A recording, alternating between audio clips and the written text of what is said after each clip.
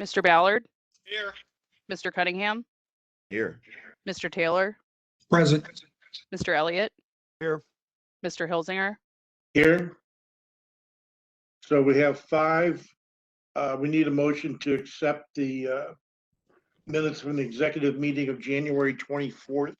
Make a motion to approve those I minutes. second it. Discussion? Seeing none, all those in favor? Aye. Opposed? Ayes have it 5-0. We have no status sheet, no committee reports. We'll go to first new business item, which is PC 31-21, St. Louis County Planning Commission. And this is on the zoning ordinance This is for electric vehicles. Yes, this is Debbie Sahlberg. This is an amendment to Who?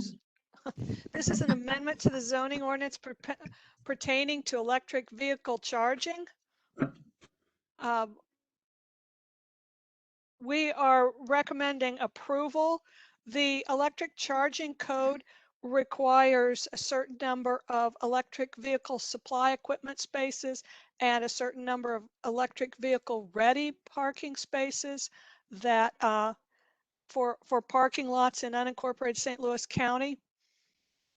So our recommendation is to require that the electrical vehicle supply equipment spaces and the electric vehicle ready spaces comply with the requirements of section 1119, which is the electric vehicle charging code of the revised ordinances of St. Louis County. So we would define those terms. We looked at the parking section and we're making the recommendation that we would remove the requirement that a site plan is required for all vehicle charging stations. Vehicle charging stations normally are using existing parking spaces, and while there may be a small kiosk where you can put your credit card in or your account number in, these are not considered structures, and so if you're just adding the electric vehicle ready parking spaces to an existing parking lot, planning would not necessarily see them. When modifications to existing parking lots trigger requirements for the electric vehicle supply equipment or electric vehicle ready parking spaces, our recommendation is that this would be determined by the Department of Transportation and Public Works. Planning will see all new parking lot plans, and we would require electric vehicle ready and electric vehicle parking spaces to be shown on the site plans. However, the electric vehicle charging code further goes on to specify that anytime a parking lot is resurfaced or remodeling occurs to an existing building or a change of use to that building, it would trigger the requirements of the electric vehicle ready and electric vehicle electric vehicle parking spaces. And planning normally does not see plans when someone is restriping a parking lot or if the building modification doesn't expand the footprint of the existing building. So our recommendation is to make some small tweaks to the zoning ordinance, adding the definitions, not requiring a site plan, and stating that all parking lots need to be compliant with section 1119 electric vehicle charging code of the revised ordinances. Okay, we need a motion. I have a question, Wayne. I read something, the state legislature struck this down. My we understanding couldn't- is that a bill has been introduced, but that doesn't, but the bill's not been passed or anything yet. Okay, that's it then. And obviously we would, I mean, the state would trump us, but the planning department's charge was to respond to the electric vehicle charging code that was adopted by the county council. Debbie, a question here also. Who would the DOT be responsible for monitoring all those things, since we're not going to see the site plans in the future? Yes, Okay. Yes, they would be responsible. I mean, they're the ones that are going to coordinate the issuance of any electrical permits or mechanical, any kind of permits that are required to make a parking space, to wire a parking space for electric vehicle charging. So they would see the plans for existing modifications to existing parking lots where the planning department would not be involved. Okay. So they would have say as to where these stations would go on a parking lot. Well, the electric vehicle charging code says that the parking spaces have to be, in a convenient place. Now, what that means, I don't know. I'm looking at a new parking lot where they're adjacent to the building, but they're not, real close. They're not real close to the entrance like an accessible parking space for a handicapped person would need to be. But I think the idea with the electric vehicle charging code and that provision in it was that you not end up with them with a mall parking lot, for example, and them as far away from the building as they could possibly be. That's what they did in Eureka at the Snook Center. They put them right where you come into the parking lot. They're not close to any building. But Yeah. some of that is is going to be the property owner or the developer's decision. I think know, we're but I'm the- gonna learn familiar it. with the one at Osage Beach at the Hy-Vee grocery store. They've got about 8 Tesla stations, and they're not close to the store at all. They're at the far end of the lot. My recollection is that the Tesla parking spaces that we had were not necessarily close to the lot either. I think though that as electric vehicles become more prevalent, the consumer will say, I want these parking spaces to be closer to the building. They shouldn't be, as far away from the front entrance as you can get. And I think that the owner and the developers will respond to that. The trend seems to be more and more marketing and I assume purchasing of electric vehicles. And so I think that the demand for these type of parking spaces will grow as the number of electric vehicles on the road increases, and that the property owners will understand that they need to make this. They're providing this as sort of as a service to their customers, and that just like everything else, they need to be convenient for the customer. Just, I think it's gonna be something we're gonna learn as we go. I think we'll be making all kind of modifications to it, like you say. As these new EVs come on board, the demand is gonna require a different type of response. I've got a question for Gary. Gary, out there in Eureka at the Schnooks. Yeah. Is that electric station they have there, does it set up on a curb and have pipe bollards around it for safety? I believe it does have the pipe bollards. It's on the curb. That's good. Yeah, it's the same as the one over on Clayton Road. Clayton. Yeah, it's the same way. They're not very convenient, but I believe it's true that as they become more in demand, things will change. They'll make them a little bit more convenient as far as closer to the building. It's a work in process. Okay, we need a motion. I'll make the motion for approval. Do we have a second? Second emotion. Any further discussion? Seeing no one, all those in favor? Aye. Aye. Opposed? Ayes have it 5-0. Next item is 32-21 St. Louis County Planning Commission. And this is in reference to the floodplain district. Yes, this is a text amendment to the zoning ordinance pertaining to regulations that require the seal of a professional engineer or a PE on floodplain development permit applications. We are recommending, okay, so we have some definitions here. The floodway is the portion of a river or other watercourse in the adjacent land areas that must be reserved to discharge the base flood without cumulatively increasing the water surface elevation more than 1 foot. The floodway is, we don't allow grading in the floodway. We don't allow development in the floodway.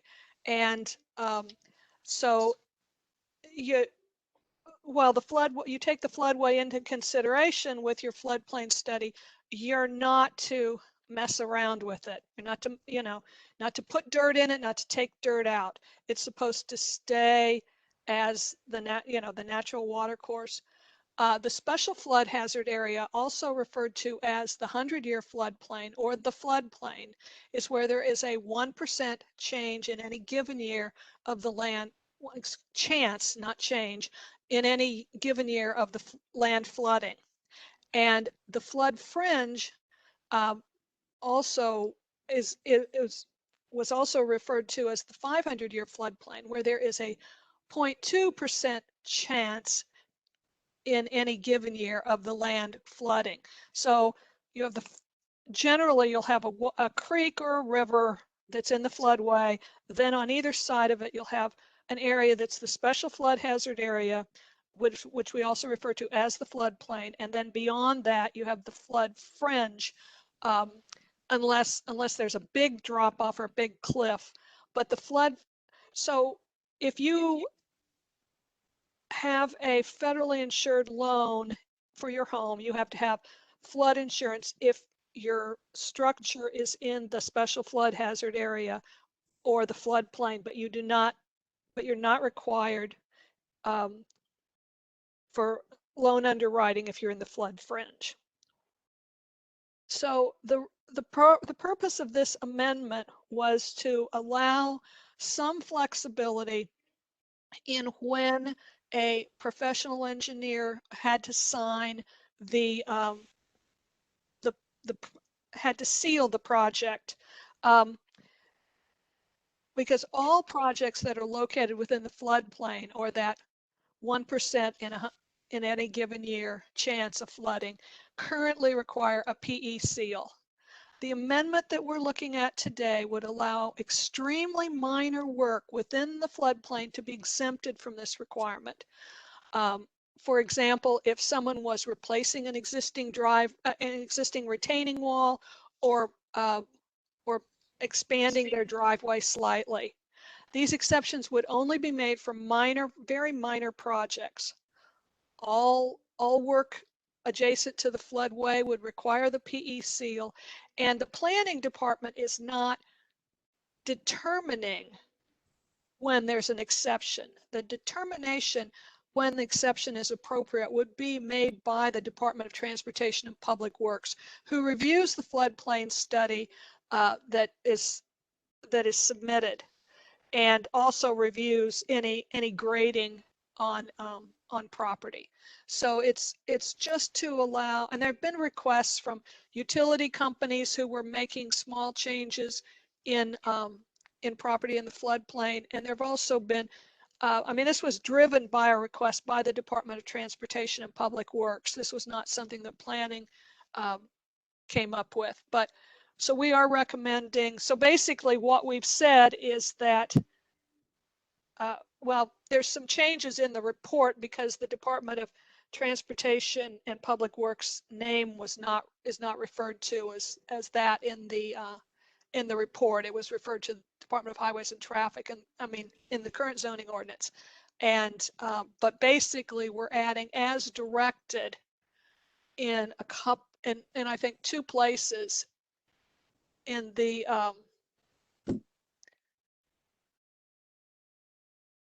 two places in the section of the zoning ordinance that has to do with floodplain zoning. Mhm. Okay, we need a motion. I'll make a motion for approval. Do we have a second? Second motion. Discussion. Anyone? Seeing none, all those in favor? Aye. Opposed? Ayes have it 5-0. And next we've got PC 36-21 Moto Inc. Good evening. PC 36-21 Moto Inc. is a request for a change in zoning from M1, FPM1, and FPM3 to M3 and FPM3 for a 2.94 acre tract of land on the southeast quadrant of Interstate 255 and Koch Road. As you recall, this site is in South County, just west of the Jefferson Barracks Bridge to Illinois. On this aerial, you can see the entire parcel as well as the hatched area, which is just the area of the petition. Here's the preliminary site development plan presented at public hearing. The proposed development would utilize the existing curb cut from Koch Road and have a 5,800 square foot convenience store, 10 automobile gas pumps, and an automated tunnel car wash. The plan also shows a pole sign on the northwest corner of the site facing I-255 and, and a monument sign near the entrance on Koch Road. Lastly, a drive-through window is proposed at the rear of the proposed convenience store. The 6th County Council District Community Area Study was undertaken to provide planning guidance for South County with the goal of developing a plan for the area's future. The goals of the study include redeveloping vacant or underutilized industrial and commercial sites. The petition is part of Site 10, Koch Hospital, which includes the 89.5 acres located south of I-255 at Koch Road, overlooking the Mississippi River. Recommendations for the site include optimizing the potential for recreational, institutional, and/or multifamily residential uses. The petition site is also part of Sub-Area 5 south of Jefferson Barracks Bridge, and the recommended uses for Sub-Area 5 include promoting port and river access and active or passive recreational uses that would take advantage of the topography and river overlook location. And just as a reminder, these are the site maps for both Site 10, Koch Hospital. You can see the petition site up here. And Sub-Area 5 south of the Jefferson Barracks Bridge, where you can see the site again. The preliminary site development plan shows a pole sign at the northwest corner of the site, but does not indicate the height of the proposed sign. The petitioner did not note it at public hearing either. The plan shows the pole sign at an elevation of 434 feet. And county maps indicate that Interstate 255 is at roughly 470 feet and increases moving east towards the Jefferson Barrack Bridge at least to 476 feet. Signs in the industrial districts are limited to 50 square feet in area. In contrast, signs in the C3 or C4 districts can be 100 square feet. As the following exhibit shows, to extend to a height visible from the bridge, the sign would extend beyond the permitted maximum height for pole signs in the industrial district of 30 feet. You can see that I've starred the approximate area of the sign. Coming from Illinois, it would have to be almost as high as the advertising signs to be visible from the highway.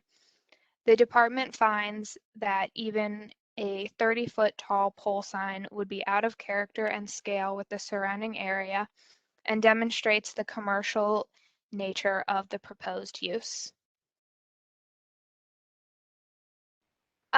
Here we've highlighted some of the preliminary site development plan issues. The first is that MoDOT will not permit an entrance opposite the I-255 exit ramp, which would be a little bit north on Koch Road. But the proposed location of the site entrance off Coke Road is in the stream buffer setback for Martigny Creek. And so per the zoning ordinance, there would be required a 50-foot no disturb buffer from the top of the bank plus a 25-foot setback. Additionally, the location of the car wash in the front yard is not permitted per the zoning ordinance section 1003.165. And lastly, no landscaping is shown on the submitted preliminary site development plan. The department is recommending denial of this request. The M3 planned industrial procedure can permit commercial uses that are specifically related to a particular industrial activity or complex. However, this request cannot be reasonably tied to any nearby industrial activity or complexes. A standalone gas station is generally considered a commercial use when it is designed to attract non-industrial users, such as motorists passing along I-255. Additionally, Coke Road is intended to serve smaller residential, institutional, and quarry-related traffic. The proposed development is a high traffic generating use for a corridor that is not intended for such volume. The commercial node of activity in this area is further west at Telegraph Road, and the department does not recommend introducing commercial style uses and activity at this interchange. Additionally, the preliminary site development plan is incompatible due to the location of the entrance in the floodplain setback, the car wash in the front yard, the lack of landscaping, and the proposed pole sign. So at this time, I would like to request a motion for denial. I spoke with Bill Sneed. He's not here this evening due to not feeling well, but he did ask that we put this on hold in order to address some of these issues. So if that's agreeable to the commission, can we I like move it. on this? Yeah, I'd like to put a motion in for a hold then. Do we have a second Second. discussion? Seeing none, all those in favor? Aye. Opposed? Mr. Hilsinger, I Yes. apologize. I was on mute.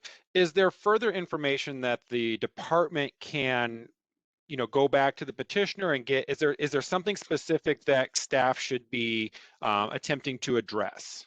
I did not get into that with Bill, but it's a pretty extensive report.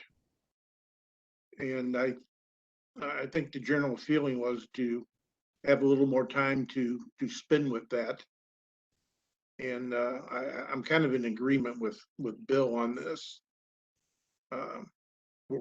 Sometimes we're not always getting these in a timely fashion with a lot of time to go through them. And a report this size, I think we can wait a couple weeks on it to give people more time to go through it. Okay. But you did a very thorough job on it. Not taking away from that. Hey, Wayne, I've got a question. Keith? Yes, the property that sits there, does the prospective owner, are they purchasing the whole piece of property all the way over to the bluff? That is, I believe, correct. They have the whole site under contract, but they're only petitioning for the change on that front 3-ish acres. Okay. That's my question. Thank you. No. Sure. Okay. Anyone else? Seeing none, all those in favor? Aye. Aye. Opposed? Ayes have it 5-0. And we'll see this again. And then we'll go on to PC 01 and 02-22 Flower and Finler. I do see that Mr. Lawler has joined. I'm gonna unmute him. And Mr. Okay. Lawler, can you hear us?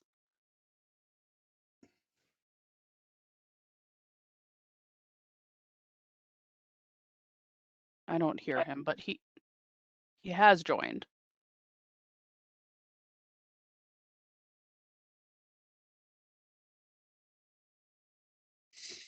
Want me to go ahead or wait? Mr. Lawler, can you hear us?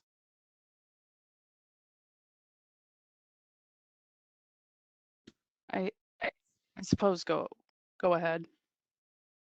Okay.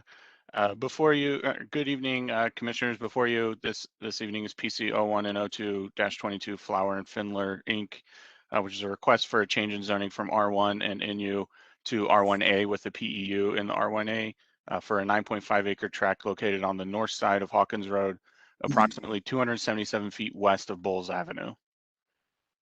As you'll recall, and you can see again in the county context map, this petition is located in far south, central, southwest St. Louis County, just along the county line with Jefferson County. And then in the aerial, you can see the subject site outlined in red. And this closer aerial view, again, outlined in red is the subject site, and you can see some of the surrounding land use.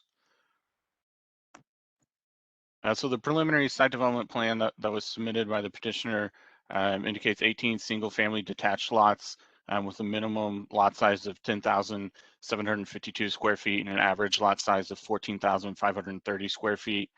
There's one residential street access to Hawkins Road proposed that leads to a single subdivision street.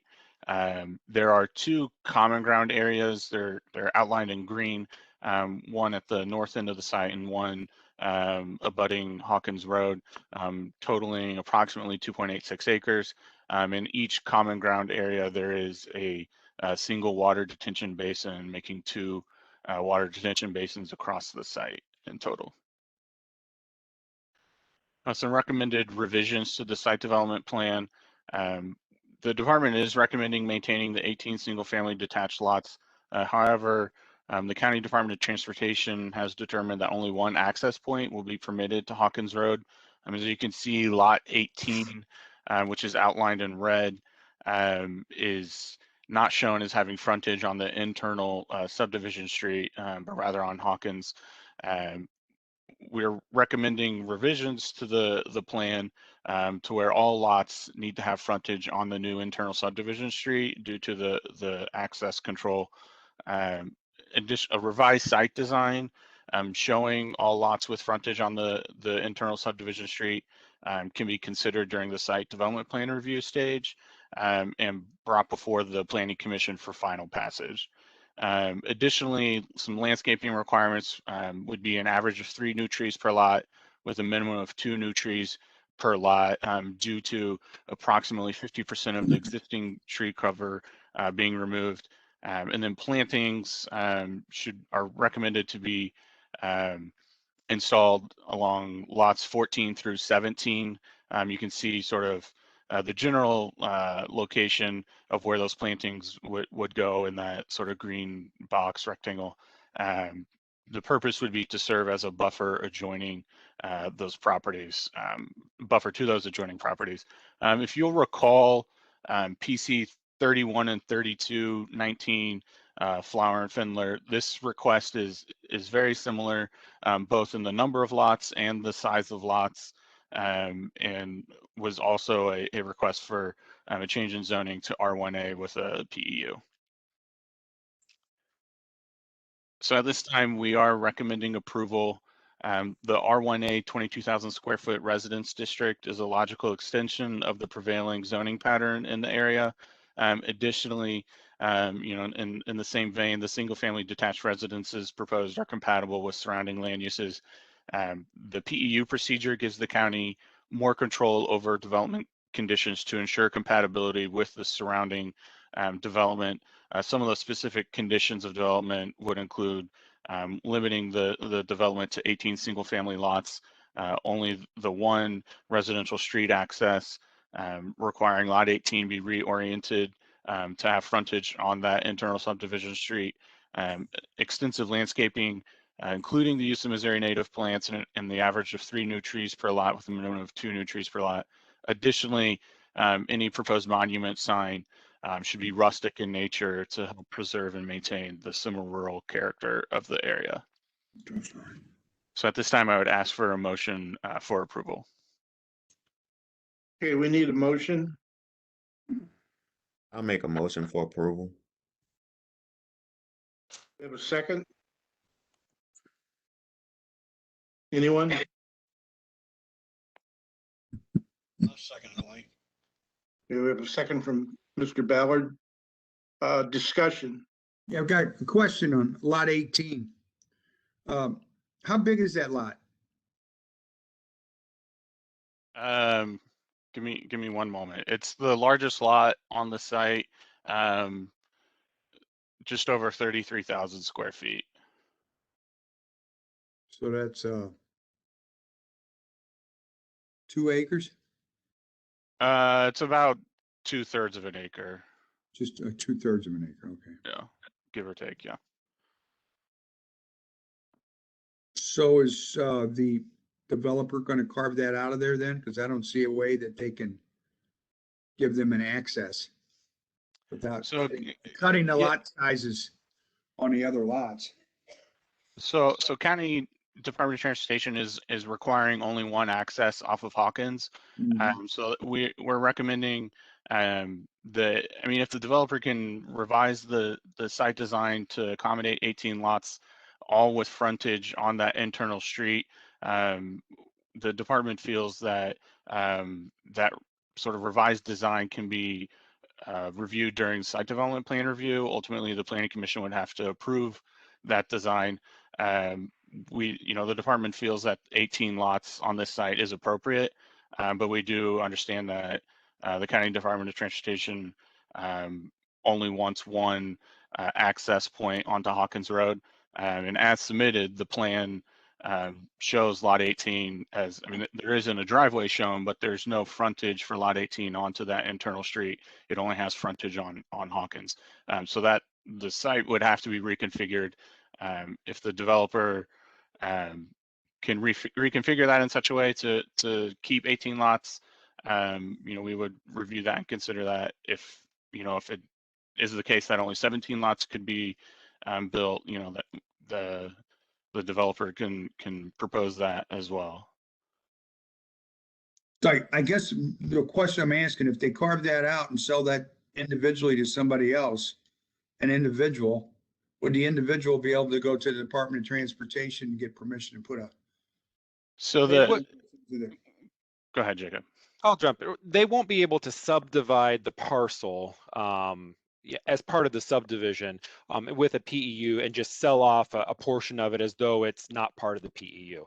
The PEU will, excuse me, I apologize. The PEU will encumber the entirety of the parcel. So there's not going to be some sort of backdoor way in which they can just sell that off and then subdivide it off and then get, all 18. That the PEU would encumber this site as this parcel as well. So they have a couple options, and the commission has a couple options. Either A, you could continue with a recommendation of approval, seeing as it is, with the conditions in your report, have minimum lot sizes, and have minimum lot sizes,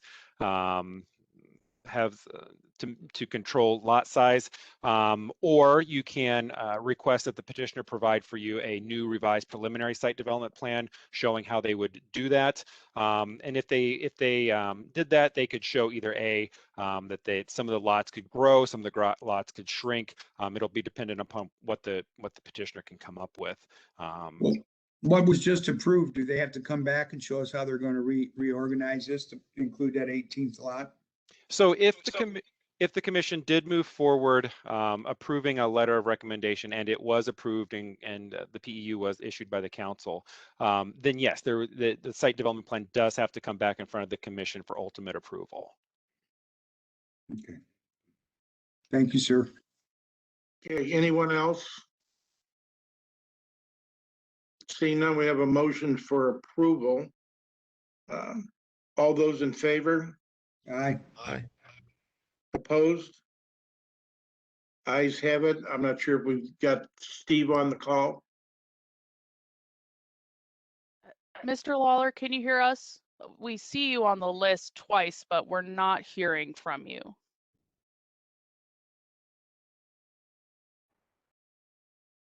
Mr. Lawler?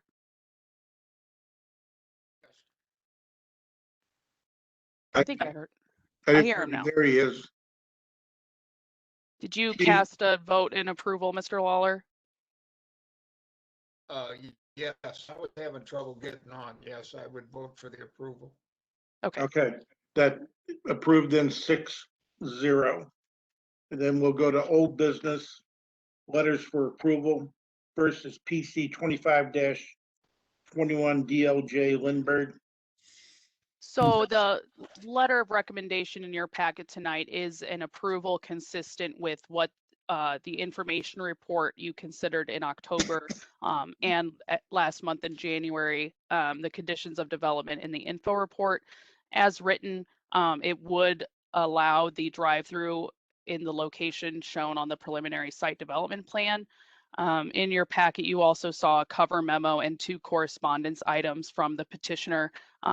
The correspondence dated February 2nd indicates some of the constraints with relocating the drive-through to the rear or side of the parcel, including ensuring that the driver's side of the vehicle is oriented to the building correctly, and then where the stacking lanes would be located, and ensuring that that stacking doesn't overflow into the access drive here or to Lindbergh Boulevard itself.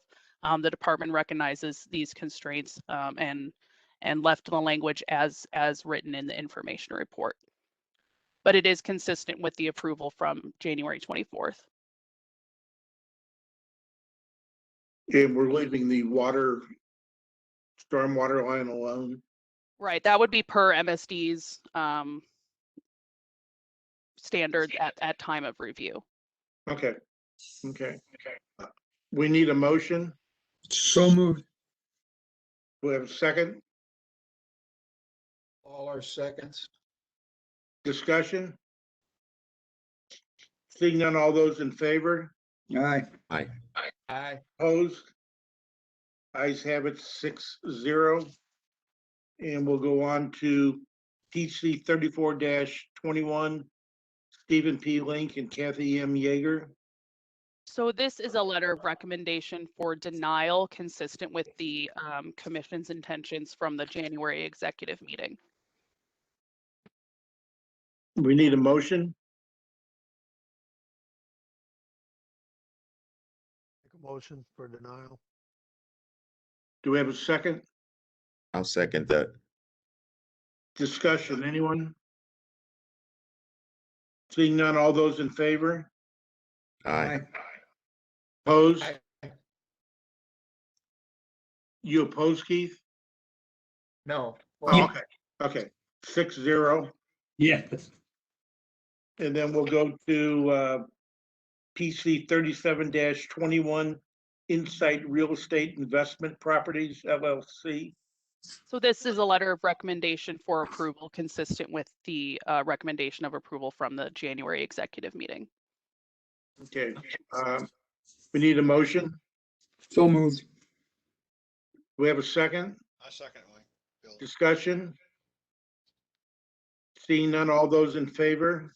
Aye. Aye. Opposed? Ayes have it 6-0. We'll go to correspondence items. First is communication from Carolyn Dolan on PC 15-98. Yes, before you use PC 15-98 RG leasing, which is a request for an amendment to CA Ordinance 18968 for a 0.40 acre tract located on the south side of Lackland Avenue on the west of Ashby Road. You can see from the county context map, this parcel is located in mid-county, and the aerial shows some of the surrounding land use with the parcel outlined in red. And again, this closer aerial view shows the surrounding land use context with the parcel outlined in red. We are recommending approval this evening. The petitioner is seeking to amend the permitted uses in this C8 district. The current permitted uses or use is an HVAC installation business, including pipe and associated parts welding, ductwork manufacturing, and outdoor storage. This permitted use is extremely restrictive and really constrains the site to this sort of single business and prohibits other potential businesses that would be appropriate for this site to occupy the site. So the recommended change to the permitted uses is contractor's office, warehousing, and limited fabrication utilizing welding and sheet metals. This would allow for other potential businesses that would be appropriate to be on the site, to occupy the site. Additionally, there are similar uses to this type in the immediate area. So at this time, we would ask for a motion for approval. Do we have a motion? Make a motion for approval. Do we have a second? Second. We have a first and second. Quick question, outdoor storage, what are we recommending there? So the outdoor storage is encompassed by the warehousing. The requirements in the ordinance for outdoor storage to be enclosed and screened would remain. Okay, What exactly is the definition of enclosed and screened? Does that mean it's in a garage or is that just fenced? Let me find the original ordinance. Here, I've got it, I think Paul. you So have right it, now Angela. it reads outdoor storage of materials and equipment shall be permitted only within covered, fenced and or screened areas. So that would be, we would be reacting to whatever is proposed, but I don't believe the petitioner has any plans to increase any outdoor storage on the site at this time, but it gives a few options, but it would be reviewed by the department. okay. Anyone else? Seeing none, all those in favor? Aye. Aye. Opposed? Ayes have it 6-0. And next we've got Julie Anderson. And this is on PC 10-01, Costco Wholesale. So this is a request to the governing C8 ordinance for the Costco wholesale C8, which includes the Target store as well on the south side of Lindbergh Boulevard, northwest of 255 and I-55. The request is to increase the hours of, if you'd go back to that, Abby. So you can see the red line is the entire C8, but this request pertains to the Costco vehicle fueling center. So the request is to expand the hours of operation for fuel sales at Costco. Currently, they can dispense fuel from 6:30 a.m. to 9:30 p.m. The proposed hours of operation are 5:30 a.m. to 10 p.m. This is 90 total minutes increased, and the department finds this is relatively minor in nature and reasonable for this use. Additionally, the closest residences to this site are separated from the site by the railroad tracks to the west, and then a pretty large vegetative buffer. So we are recommending approval of this ordinance amendment. Okay, do we have a motion? So moved. We have a second? Second. Discussion, anyone? They definitely need more time at this location. Gotta have the longest gas lines I've ever seen. So, all those in favor? Aye. Aye. Opposed? Ayes have it 6-0. And then we've got site plans. First one's 11-21. So this is PC 1121 LHCV3 LLC. This is the Tesson Ridge development on the west side of Tesson Ferry, east of Keller Road, the former General American Life Insurance site. So you can see it here outlined in red. This is the concept plan. For purposes of review, this was a request for an MXD mixed use district, which has sort of a tiered development review process. The concept plan is here before you for the commission's approval. And then subsequently, the developer will submit section plans for each of the planning areas, which would be reviewed and approved by the planning department as per the MXD ordinance. So this is the overall concept plan. I'm going to walk you through it in sections, starting from the entrance, going in sort of a clockwise motion. So starting at the entrance of the site, you can see the proposed entrance from Tesson Ferry with the commercial planning areas on either side. And the commercial buildings you can see have a relationship not only with Tesson Ferry, but they also orient towards the internal street here. There is a single roundabout leading to the multiple family portion of the site in planning area 3, or the former office building itself. There's also a amphitheater / play field near the roundabout. Moving to the south, you can see the southern portion of that commercial planning area, as well as planning area 2, which is the attached single family homes. And then this sort of boxed out portion is an existing multiple family development and the Quick Trip that are on Tesson Ferry and Brittinger Road. You can see that planning area 4, the single family detached homes, actually wrap around and come out and terminate in a cul-de-sac here close to Brittinger Road. They are showing it terminating in a cul-de-sac, but they're also showing some right-of-way dedication to Brittinger Road. And then outlined, the line in green shows a pedestrian path that's shown to connect planning area 2, or the villas, to the existing trail around the lake. Moving to the west, you can see more of the single family detached residences, and additionally some of the stormwater infrastructure that will continue to facilitate the use of the lake for stormwater management. There's also a pedestrian connection from planning area 4 to the existing lake trail as well here. Moving back to the north, you can see basically the remainder of the single family detached residences in planning area 4, as well as the sort of tip of that pedestrian connection to planning area 3. So that is sort of the lot layout, planning area layout of the concept plan. But next I would like to show you also the landscape plan. There's extensive landscape buffer requirements around the exterior of the site. Along the northeastern portion, which is the top in this image, 20-foot landscape buffer is to be maintained with existing plantings.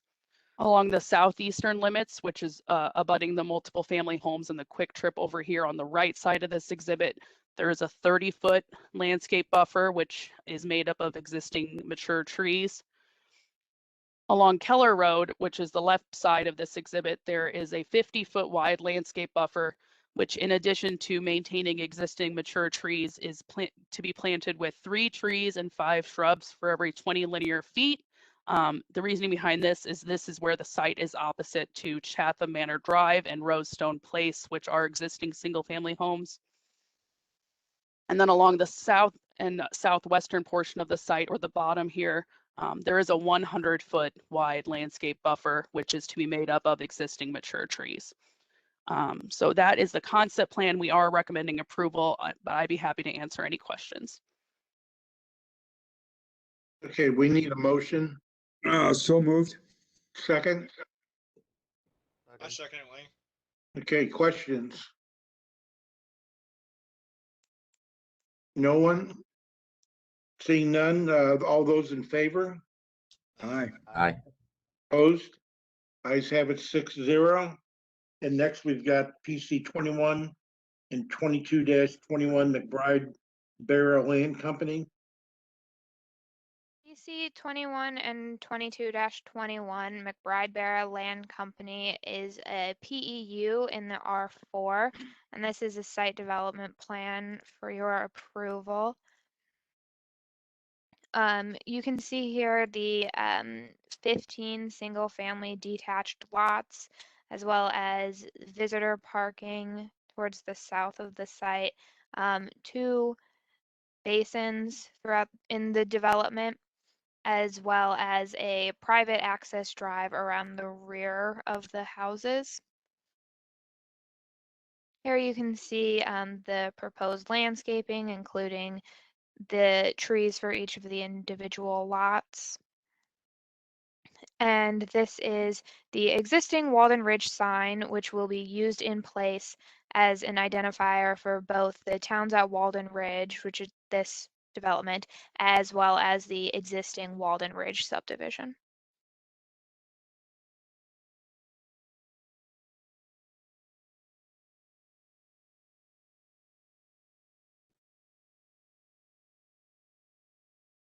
Okay, is that it?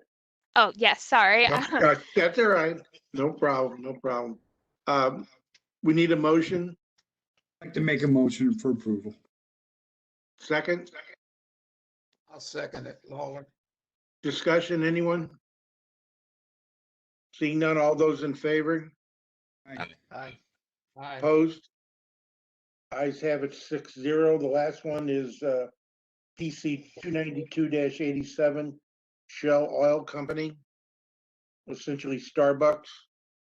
Yes, PC 292-87 Shell Oil Company is a C8 planned commercial district. This is in the former Waffle House portion of the C8. Here you can see the site development plan. It's a Starbucks with a drive-through only, which is similar to the recently approved Telegraph Starbucks. And the site development plan, they're showing significant improvements to the site, including landscaping throughout the site. And so there will be no dine-in at this location. It's drive-through only. And so I would like to request a motion for approval. Okay, we need a motion. I'll make the motion for approval. We have a Second. second. Discussion? Is this the same builder as the one proposed on Telegraph? Do we know? I don't, It's not the same land developer. Okay, You know, it's still corporate Starbucks's design, I suppose. okay. What's the situation on Telegraph? Is That one still is still going? in site plan review. Okay, So that will still have to come back to the commission for its final approval. okay. Seeing no questions, all those in favor? All right. Aye. Opposed? Ayes have it 6-0. And for the good of the order, everyone should have the February, March Planning Commission schedule, which we appreciate. so on the 14th, I think that we are, as long as everything goes right, we expect to have a new request for a QT down at Butler Hill that has been circling about for a while. So that's going to be a public hearing on the 14th. There's another site very near that along Butler Hill. So there's going to be two petitions very near to one another on Butler Hill that evening. And we are also possibly thinking that we may have a public hearing on March 28th to have two of them in March. We have several petitions that are not yet ready for, that are not yet fully ready, but we have several applications in the department for, for another public hearing. So we are looking at the possibility of needing two in March. So we did want to just bring that to you this evening to let you know about that. Additionally, in addition to your public hearing schedule, I did want to let the commission know that the county council did recently pass an appropriation to the Department of Planning for to conduct and to work through a comprehensive plan. So that has gone through the council. So it is going to be a request of mine that the commission consider forming a comprehensive plan committee to help shepherd this process and to sort of be the individuals on the planning commission that would be those working most directly with us on a regular basis as we move through this planning process. And this planning process will be take significant period of time. I know several of you have been through this process before. So I did want to bring that up for your all's consumption. Additionally, at your last meeting, you did direct staff to work on your bylaws and bring you a draft of that. We will be bringing those to you at your meeting on the 28th. So we will have some drafts for you before that meeting, and then we will leave it and have conversation with you about how making some changes based on what we heard at your last meeting when we discussed this. So we're working on bringing a draft for you for your bylaws. Was there anything else of note to bring to the discussion for the commission, Mel? I think you covered it. Okay. So the 28th, which one? February 28th or March 28th? March 28th. Yeah, March is that odd month where the days are exactly aligned with February. So we do intend to have a draft for you prior to your meeting on the 28th, either A, for the commission to then just have conversation about it and direct us to make further changes. But we will have those for you to at least begin that conversation in 2 weeks. Okay, thank you. Appreciate it. Is that it, Jacob? Yeah, I think so. Okay, with that, we need a motion to adjourn for 4 minutes. So moved. Motion. I second it. All those in favor? Aye. Opposed? Ayes have it 6-0, and we'll see you in 4 minutes.